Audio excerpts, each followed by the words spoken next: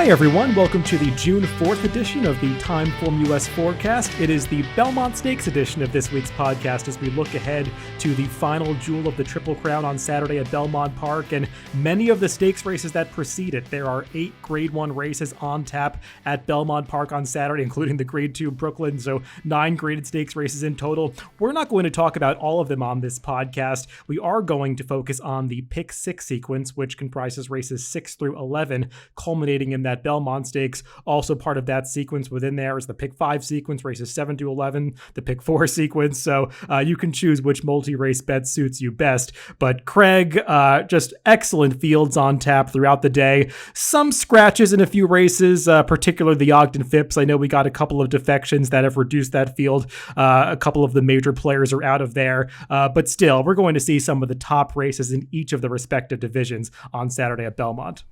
Yeah, I know we've talked about it before. For me, this is right up there as maybe the second biggest day in racing anymore after Breeders' Cup Saturday. As a card overall, it's at least as good as Derby Day, and really looking forward to this one, hoping not too many more scratches.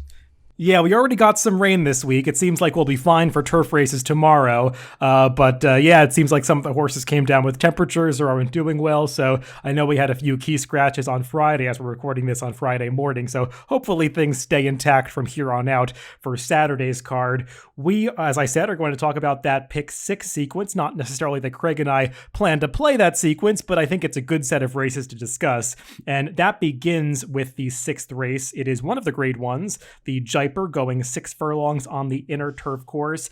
11 signed on to be entered for turf. And I've got to say, for a Grade 1 turf sprint, it's just kind of astounding how little early speed is signed on for this race. And that's apparent when you look at the TimeformUS pace projector. Yeah, it is pretty amazing. I don't know if a lot of the speed horses are afraid of the 6 furlongs as opposed to the usual 5 or 5.5 that we see. But yeah, not a lot of speed signed on at all. But that said, it's a pretty interesting field to me. I mean, we have horses shipping in from all over the place. We have a couple of mares, some West Coast horses, some Mid-Atlantic horses. So it is a fascinating race that you're going to have to figure out where, which circuit you prefer. And we have turnbacks in this race. It just has everything. Yeah, and I think you have to start the conversation with the horse that is depicted on the early lead in the pace projector, given that it is one of those scenarios where the pace projector's predicting a situation favoring horses that are on the front end, and that is the morning line favorite, Bound for Nowhere, and he just has to be considered way the horse to beat in this spot. He's been very good for a long time. I don't think he's ever actually won a Grade 1 race or Group 1 race. They've tried many of them, mostly overseas, but there aren't that many in this division in the North America. And it just seems like he's found a really favorable spot for him. He ran so well last time in the Shakertown when he didn't even break that well, but he adjusted well to a different kind of running style under Joel Rosario, sitting off the pace and making a big run to take over from Imprimis, who is not in this race, but himself is one of the best horses in this turf sprint division. So it feels like if Bound for Nowhere shows up, he's going to be pretty tough for this field to beat. But if you're looking beyond the favorite, it's pretty confusing because the rest of them look pretty evenly matched. Yeah, Bound for Nowhere is going to be tough. I mean, he showed a new dimension last time, probably largely brought on by the break and the post position. But I was impressed by his run, but I don't see any reason why he can't revert to more front-running tactics here, assuming he gets out of the gate well. And he's not a horse who's shown to have, normally have gate issues. So I just think, as you said, he is way the horse to beat if I'm playing some horizontals. Well, in this case, it would be the Pick 6. He would definitely be an A horse for me, but he is going to be the morning line favorite, so I do want to look to a couple other alternatives to use in a race like this. And the first one I kind of landed on is one of those Mid-Atlantic shippers I talked about, Completed Pass.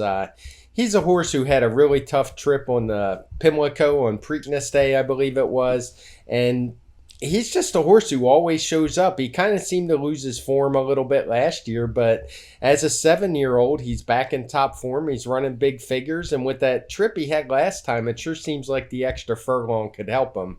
I'm always a little bit leery of betting the horses who like running 5 and 5.5 furlongs, but if there's one that seems to really want to kind of crying out for 6, I think it would be him. He's never had that shot before, particularly in New York, of course, but I think he fits with these. Yeah, to be clear, I'm going to pick completed. I mean, I'm sorry, I'm going to pick Bound for Nowhere in this race. The Wesley Ward runners have just been on fire recently at Belmont, and this horse obviously is coming into the race in top form. He's got that pace advantage. There are just so many arrows pointing to Bound for Nowhere, and even though he's going to be a relatively short price, he's just such a likely winner of this race that I think he's one that you do have to lean on in multi-race sequences, though I would use some backups, and I'm going to focus it on three potential horses that you could use as backups behind the favorite. One of those is the horse that you mentioned, Craig, Completed Pass, for all the reasons that you outlined. I think he's kind of gotten back into decent form recently. He had that tough trip last time at Pimlico where he missed the break and made that big move down the backstretch to get up into contention. I am a little bit worried that he is a horse who does sometimes have gait issues. They really kind of took away his entire 2019 season when he just couldn't get out of the gate in any races. It seemed like he had gotten over that for a while, but that tendency reared its head again last time. So hopefully he breaks this time because he does have tactical speed and he could work out the right trip if he's able to get out of the gate. The two other horses that I think are somewhat interesting are Stubbins, for one. In the Jaipur last year, I thought this horse might have actually run the best race of anybody because remember, that was that crazy fast pace where Hidden Scroll kind of ran off on the front end, caused the race to collapse, allowed Alexandra to win the race coming from far back. Kanthaka, who was second, also closed from pretty far back in the pack, and Stubbins was right off that pace in the early going, pretty aggressively ridden by Luis Saez, and he still held on for fourth, only beaten just over 2 lengths. Obviously, he's had just one race since then, and he's coming in off a long layoff. But if you look up Doug O'Neill's stats in a formulator, coming off layoffs of 180 days or more in turf sprints, he's actually got a positive ROI. So I think this horse could be ready for a big effort off the layoff, though he'd have to really step forward and run the best race of his career to beat Bound for Nowhere. And the one other horse that I think is somewhat interesting is the number 2, Casa Creed. Not totally convinced that he's a natural fit for 6 furlongs, but he did run very well to win that 7 furlong elusive quality last time, overcoming a very unfavorable pace scenario. Maybe he gets another one here and he just can't get up going 6 furlongs, but he does seem like a classy horse who's in good form right now.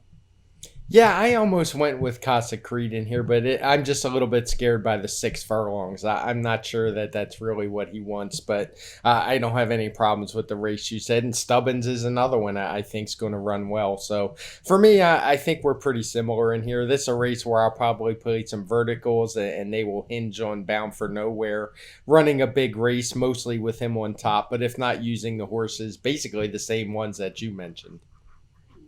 Now, as I said at the top of the podcast, we unfortunately lost a couple of players out of the next race, the 7th on the card. It's the Grade 1 Ogden Phipps. There were going to be 4 major contenders in this field, 4 real titans of this older filly and mare division, and we're not going to see Swiss Skydiver or Valiance run, both of them coming up with minor issues, a temperature for each of these horses, so they're not going to participate on Saturday. We do still have 2 very talented fillies in here, or mares, I should say, in Latruska, who just defeated the best filly and mare in the division of the past few seasons, Monomoy Girl in the Apple Blossom, as well as Monomoy Girl's stablemate, She Dares the Devil, who's coming off a Grade 1 victory in the La Trienne. They finished just a head apart earlier in the season in the Azeri when She Dares the Devil got the better of Latruska, though it seems like maybe Latruska's taken a step forward since then. It's really a match race between these two. Yeah, I would think so. It would be hard for me to land on anybody else.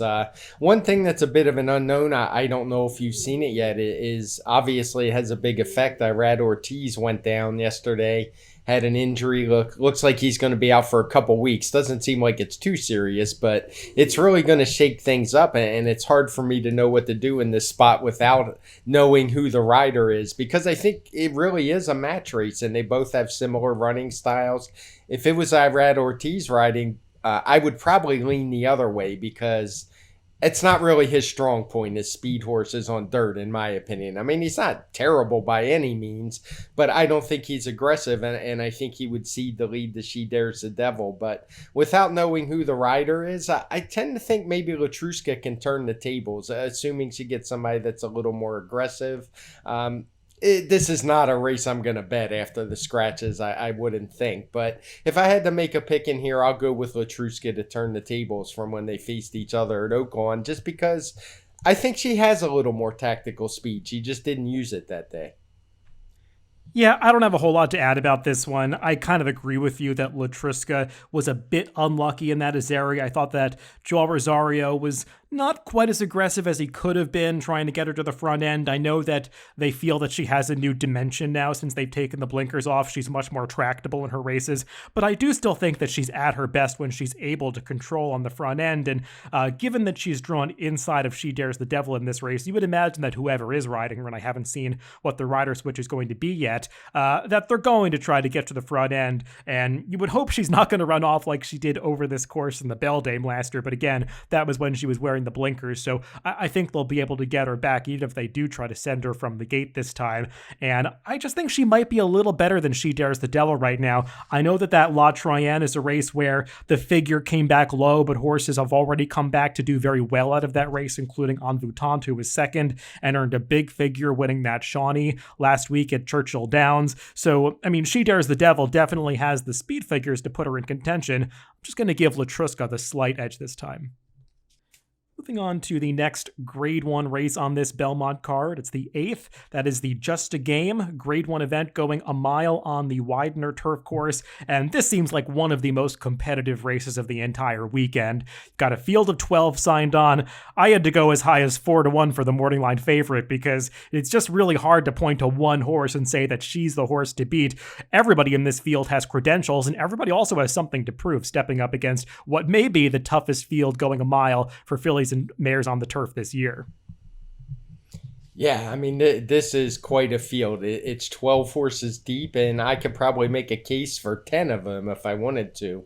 I think you have to start with that morning line favorite. You talked about the 11-horse Blowout, just because she looks like she's going to be controlling speed again. She usually is anyway, because she's just a really fast horse.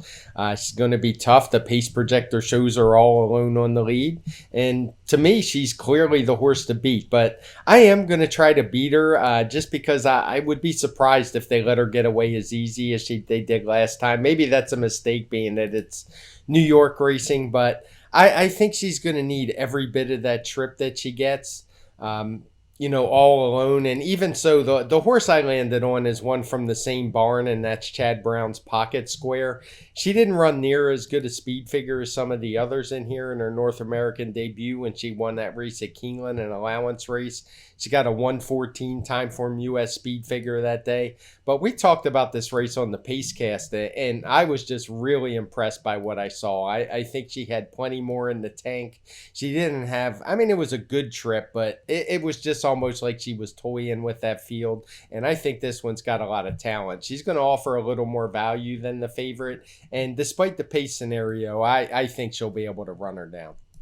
I agree with everything you said, though I'm not quite sure about the value part of it, because it feels like everybody likes Pocket Square in this race, and I thought I was making her low enough at 5-1 as the second choice, given her lack of accomplishment coming in, but I'm kind of thinking now she might actually go off as the favorite in this race, just given the steam that she's got coming into here, and, the fact that she's a Juddmonte runner, and Chad Brown has a history of getting those to run well in this race off allowances at Keeneland.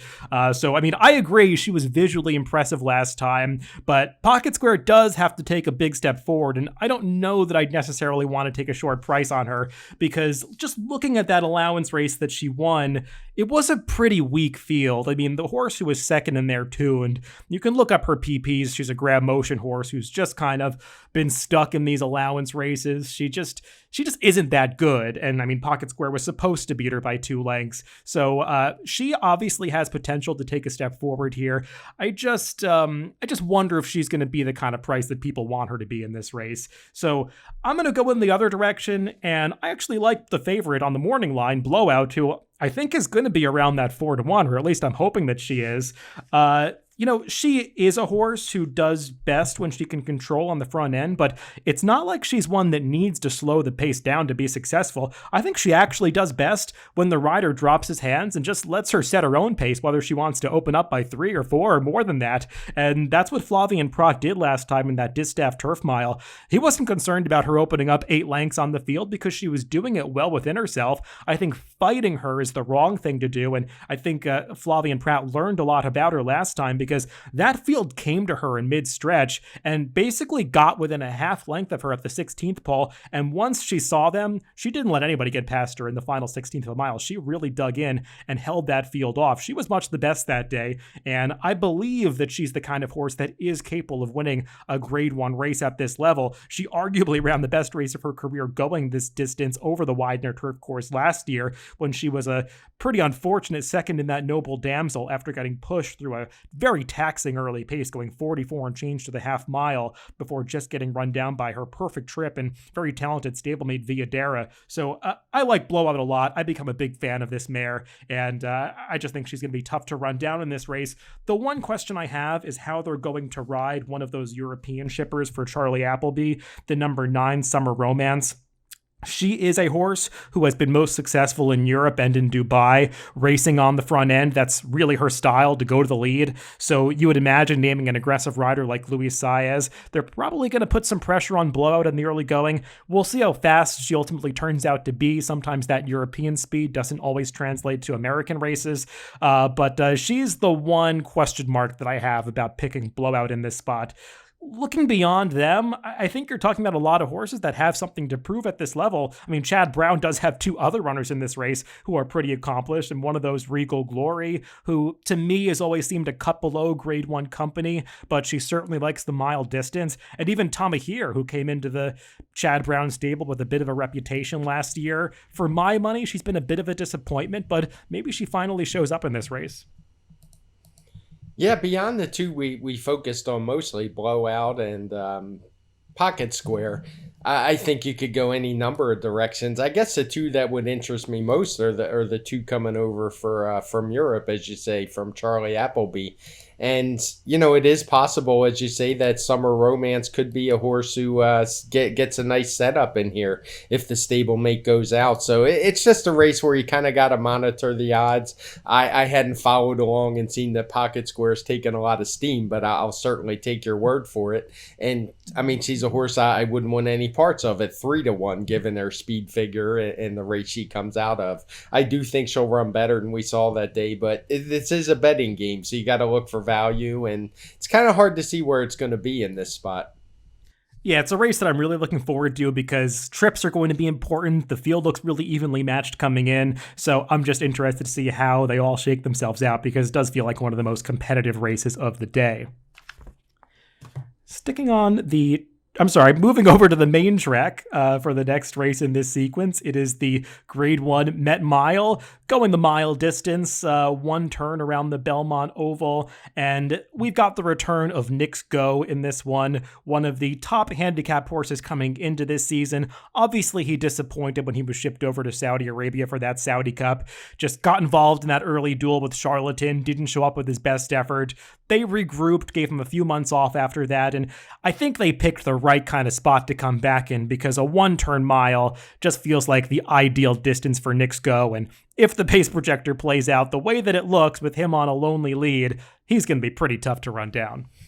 Yeah, I'm not trying to beat Knicks Go in this spot. I mean, the Met Mile, it's a prestigious race, but when you look at all the horses in behind him, I just see a bunch of Grade 2 and Grade 3 types. None of them have the kind of speed that he has early, and none of them have run even close to the speed figures he's shown he's capable of since he got hot starting in that allowance race at Keeneland last year. So for me, this race is all about Knicks Go. There's just nobody else I can get too excited about. I mean, Silver State's on a winning streak. I forget how many it is. It feels like about 10 in a row, in which I bet against him probably 8 times, but he just keeps winning, but he doesn't have the speed figures, and he's not going to offer much value. A lot of people seem to like Mischievous Alex in here, but he hasn't been anywhere near as fast as Knicks Go, and he's the second choice on the morning line, so I've got no real interest in him.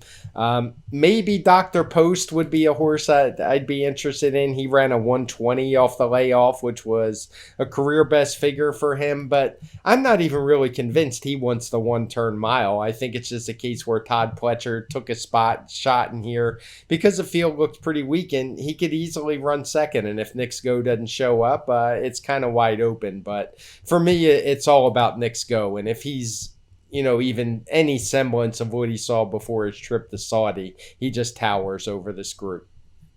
Yeah, we're pretty much on the same page here. All reports are that Nix Go has been training really well for this return, and he's just faster than the other horses, both in the early going and at the end of the race. His final time speed figures are just better than this field. So I think he's going to be pretty tough to run down. And like you, I just couldn't really latch on to any of the alternatives. I know Mischievous Alex has attracted a lot of attention because this is one of those situations where the buyer numbers point him out as being a faster horse than the TimeformUS speed figures do. And you do see some of those differences happen due to pace. In this case, I know that you made a different decision than the buyer guys did about the Carter on Wood Memorial Day. And I think it's proven out that the Carter is not as strong of a race as that 109 buyer would suggest. I think you took the right path, being a little bit more cautious with giving Mischievous Alex a 119. You did not group those two 7 furlong races together at Aqueduct on Wood Memorial Day because most of the horses that came out of that Carter field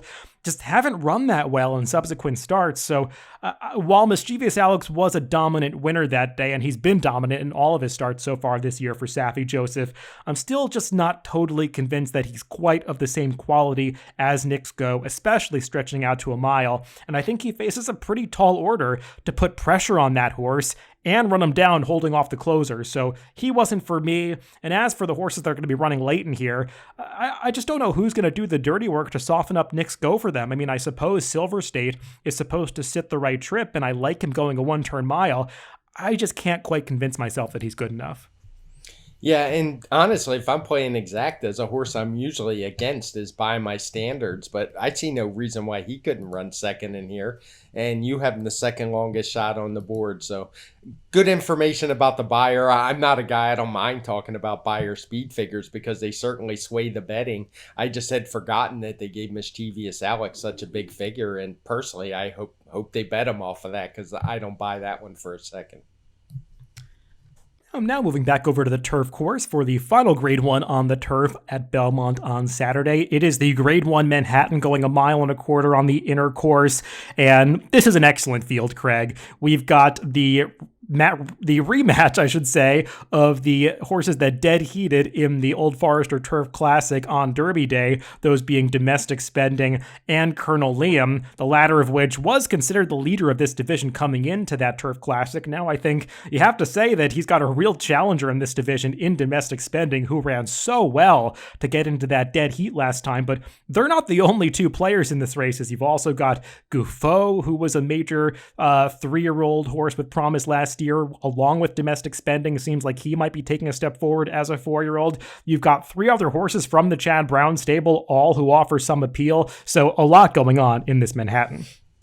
Yeah, and I'm really interested to see how the pace plays out in this race. Our pace projector doesn't show any flag, but I do think there's some speed in here. We show Bye Bye Melvin up on the front, Tribhuven right there with him, and you have to wonder if he's entered to be a rabbit for all the other Chad Brown runners. It looks like he kind of was in the Fort Marcy, though he actually ran off and won the race, which I know both of us were happy with. But in this spot, it's obviously a much tougher race, but I think there's going to be more pace than we show because I can't imagine they're going to take Channel Cat back off the pace where we have him in the pace projector. I mean, he's shown that he's a horse who runs all his best races when he is up on the front end, so I'm hoping they're going to use him as well. And I really think that's going to set it up for a horse like Domestic Spending. I know he dead heated with Colonel Liam, and Colonel Liam's got the resume, having won the Pegasus, the Muniz Memorial, but I still just haven't been blown away by him. And it was a case in Kentucky where, despite it being a dead heat, I thought Domestic Spending was much the better horse. So he's the one I'm going to make my top pick in here. I don't know how much value he's going to offer because I know a lot of handicappers have the same opinion that I do there. But the other opinion I have is I'm just not that big of a Colonel Liam fan. So underneath, I'm going to use horses like Gouffo, and particularly Gouffo, because I liked his return race. He wasn't quite able to get Channel Cat, who was loose on the lead through pretty quick fractions, but he showed me that with that 124 speed figure that day that he's every bit as good as he was a 3-year-old. He took that step forward, and given the pace scenario, I think he's going to be right there as well. So I would say Domestic Spending and Gouffo for me. Yeah, this is one of those situations we talked about where Colonel Liam is going to need a rider switch. I'm not exactly sure who they're going to name. There are plenty of excellent riders that'll be sitting in the jocks room for this race, so I'm sure they can get an ample replacement for Irad Ortiz, but I wonder if the fact that Irad is not riding Colonel Liam might sway favoritism in domestic spending's direction. And like you, Craig, I think it probably should, because we're on the same page about that Turf Classic. I thought domestic spending simply ran the better race. The pace was pretty pedestrian, and Colonel Liam got first run and was really supposed to win that race. And domestic spending never looked like he was in position to get there. I mean, he really kicked it into another gear in the final 16th of a mile to cross the wire right in tandem with Colonel Liam, finishing in that dead heat. So I think domestic spending is just coming into this race as a horse on the upswing. And for me, he's way the horse to beat in this spot. Though I am going to go in a slightly different direction with another one of the Chad Brown horses. Maybe I'm being a little optimistic here because I can see the race playing out the way that you said, Craig, with a few horses being intent on going to the front end, though I have to say I don't necessarily agree with the pace projector that we're going to have Bye Bye Melvin on the front end. I mean, and I know that's not necessarily what the pace projector is suggesting. That's just what his prior pace figures have indicated, and sometimes those are not always reliable in these longer turf races. But I do agree that they're probably going to ride Channel Cat aggressively. That said, I doubt anybody's getting in front of Trip Huven in the early going if Eric Cancel and the Chad Brown team decides to employ the tactics that they used last time in the Fort Marcy, where they did use this horse as a rabbit for the other Chad Brown trainee, Rock Emperor. And Tribhuvan just showed that he's better than the typical rabbit because he forgot to stop in that race. And I don't think that was some kind of fluky performance, because this horse had run really well in his prior victory in an optional claiming race back in the summer of 2020. Clearly, he's had some issues in the Chad Brown stable, and that's why he hasn't made that many starts. But he returned as a new gelding last time, and Chad Brown has said that he thinks gelding this horse has really turned him around. And I know that they were going to cross-enter this horse in a race at Monmouth. The latest I read is that Chad Brown is going to take a shot in this Manhattan, and I think he's a danger to wire the field. I mean, again, we'll see how much pressure Channel Cat applies to him, but based on the evidence of his last couple races, I think he's coming into this race still pretty underrated. And for me, he could be tough to run down in here, and I believe he's going to be a nice price. I pegged him at 8-1. I could even see him drifting up higher than that, given the fact that you've got so many other horses in here who have to take money. Well, we've all seen plenty of NYRA races where a horse establishes the lead and just keeps going because it's a colony that isn't all that aggressive in these turf races. So it wouldn't surprise me, and I do completely agree with you. I mean, Bye Bye Melvin shown on front in the pace projector because he's been in a lot of fast races and he's usually up close to the front. But he's not a horse who sets the pace very often. I think he's only done it once in his career in a much lesser race than this one, and I don't expect him to be in the front either. Just a couple other horses I want to mention in this race because it is so competitive, and I think there are many you can talk about. I mean, we should touch upon the two other Chad Brown trainees. One of them, I think, is garnering a bit of attention coming into this race. That's Masterpiece, who is pretty lightly raced, at least in the Chad Brown stable, making just 2 starts for that barn since coming into Chad Brown's care last year. I mean, he looked pretty good last time at Keeneland, winning it 1-2 against an allowance field, and obviously maybe a mile and a half was just a little too ambitious for him coming off the layoff last year in the Turf Classic.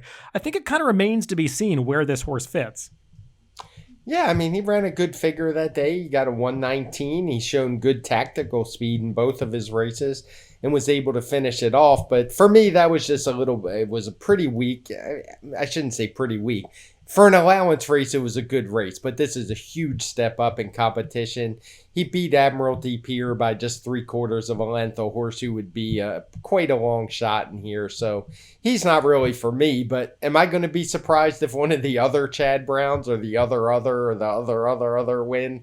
No, because, I mean, we've seen it. If he's running them, he's trying to win the race. So that's one thing I see a lot of people complain about all the Chad Brown horses in a lot of these races, but what I like is he's not afraid to run against himself, and you can't just think that the favorite's going to be the best horse, because he doesn't play games that way. One thing that is a little different is he doesn't often have a lot of speed horses, so it's not like he's going to go out and duel with himself, and that's not the case here, as he really only has one. But it's a factor where I just handicap the horses individually. I don't care if he runs 7 horses in a race, because I know he doesn't seem to care which ones win. He puts them all out there and gives them their best shot.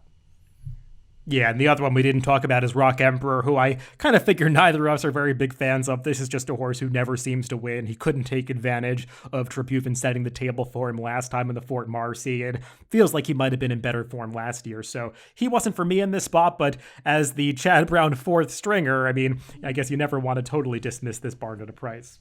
Yeah, if I was going to dismiss one, it would be him. I mean, he couldn't get by City Man, who's in this race and we haven't even talked about. So, yeah, I'm always against Rock Emperor until he proves me different, and he hasn't done that yet. Well, moving on to the main event at Belmont Park on Saturday, it is that final leg of the Triple Crown, the Belmont Stakes. Obviously, no Triple Crown on the line this year, but we've got a pretty nice Belmont field. 5 really talented horses, all contenders in this race. It's a total field of 8 with those 3 outsiders, but the favorite coming in figures to be Essential Quality, and I do think you have to consider him the horse to beat. He did have that wide trip in the Kentucky Derby, and he had been so consistent coming into that race. I know many people are pretty confident about him stretching out to the 1.5-mile distance, being that he's a son of Tappet, who is a sire who's had so much success in the Belmont Stakes. I think he makes a lot of sense. It's just a question of how low of a price you want to take on him. Yeah, I mean, he can certainly win in here.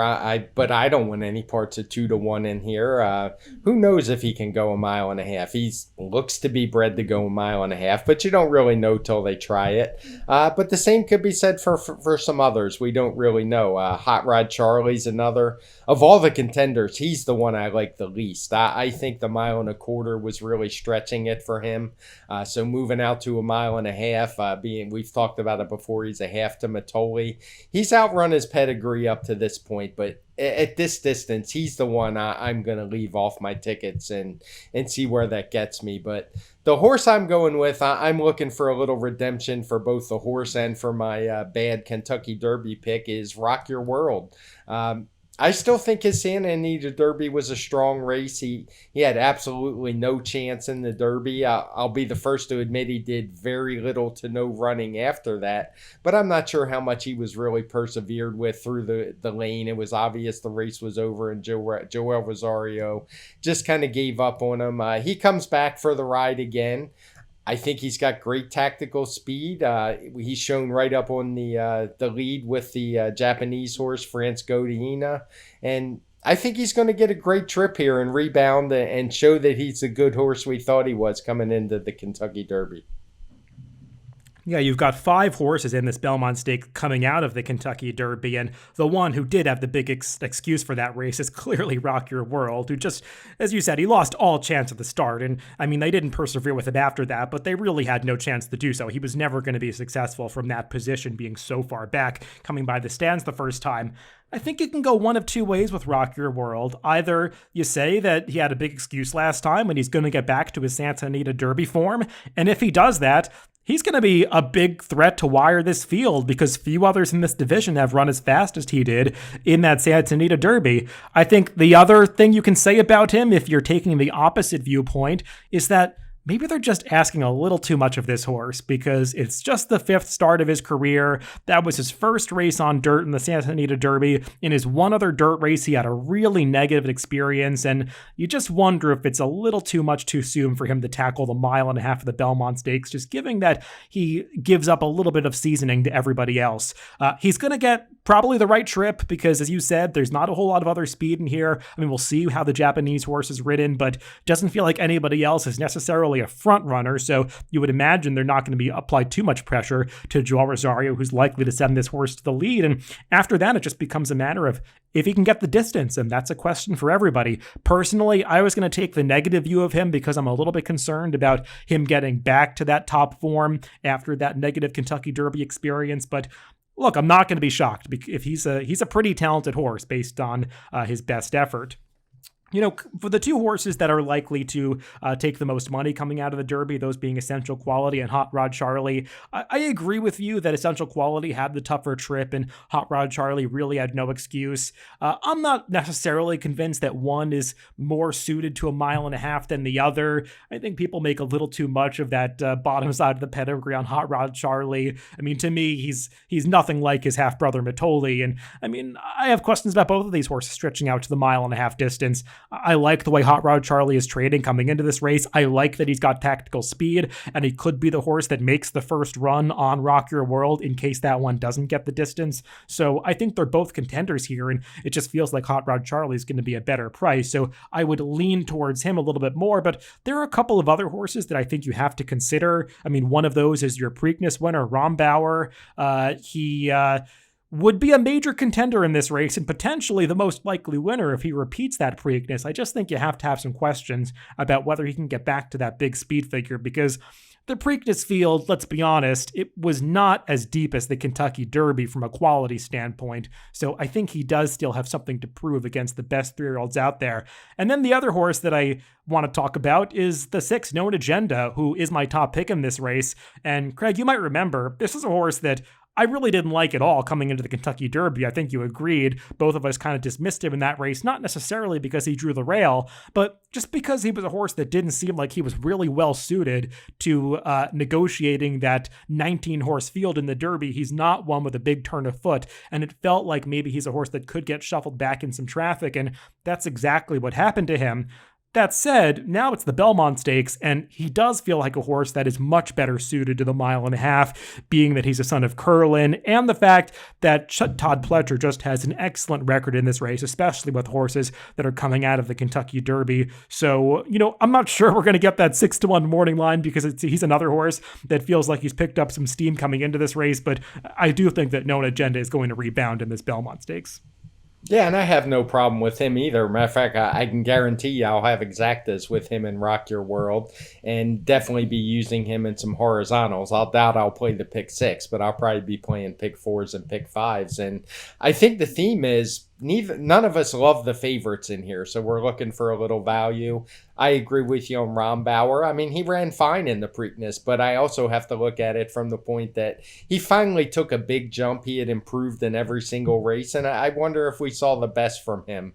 And also, he had a dream trip that day. He sat off what was a really fast pace. He was able to go by the horses that were dueling up on the front end. Nobody else was able to make any kind of move, but I think it was a perfect run. So, do I want a 3-1 on that, to him doing it again at a much longer distance? It's not for me. So I think we're kind of in the same ballpark. We just landed on slightly different horses in here. But yeah, I'm just not in love with the favorite. So I think it's a race where I'm going to take a shot and try to make a score by getting them out of there. Yeah, I think it's a very competitive Belmont Stakes. You can make a case for a lot of these horses. Maybe the 3 long shots are a little tough to endorse, but I mean, the 2 of them are trained by Todd Pletcher, who has run well with long shots in this Belmont Stakes before. So definitely a pretty intriguing edition of this final leg of the Triple Crown. And there's a lot to look forward to on Saturday with this entire sequence that we talked about. I know Craig and I are both unlikely to play the pick 6 with that $1 minimum. You need quite a bankroll to play that bet. But the pick 5 sequence that's comprising races 7 through 11, I think is pretty manageable. You've got some horses that you can definitely lean on in that sequence, with the Ogden Phipps now being really a 2-horse race between the favorites. The Met Mile, I know Craig and I would probably lean on Knicks Go. And then maybe you could spread a little bit more in races like the Just a Game, the Manhattan, and potentially even the Belmont Stakes. Yeah, I would agree with that. We didn't differ a whole lot in here. We picked some different horses, but I think we had similar thoughts on the favorites in most of these legs. And I mean, when you're playing the horizontals, you kind of got to make a decision on those horses. Just really looking for the card, looking forward to playing the card Saturday, and even today, a little bit after we're finished recording, there's a pretty good card on Friday. So exciting week of racing at Belmont. We had some good races yesterday, which I got to sit down and make the speed figures for as soon as we're done, and I'll put those out. But always fun times for people in our position.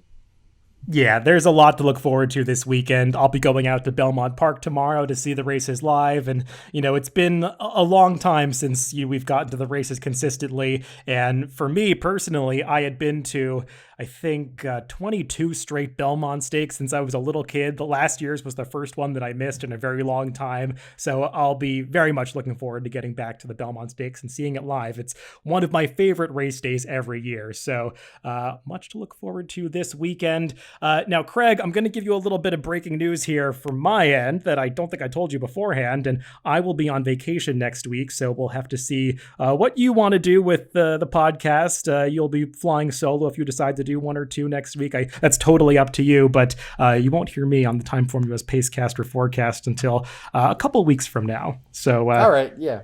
I will put that on Twitter, and as you know, I'm going to have a sort of vacation. I'll talk more about that later on, but coming up shortly after yours. So we'll work through it. I'll put it out on Twitter what I'm going to do for this week. Maybe I'll see if I can get somebody else from from DRF to join me. Yeah, that'd be fun. So we'll see how we handle that next week. But everybody, good luck if you're playing this weekend. And just as a fan of the sport, I know that everybody's going to be looking forward to the Belmont Stakes card on Saturday. Thanks for listening this week to the Forecast. Remember that you can always catch us on DRF.com, Spotify, Apple Podcasts, and YouTube. Wherever you get your podcast, just make sure to subscribe to the Daily Racing Form channel. Thanks for tuning in, and stay tuned on Twitter to see what we do for our schedule with the podcasts in the upcoming week.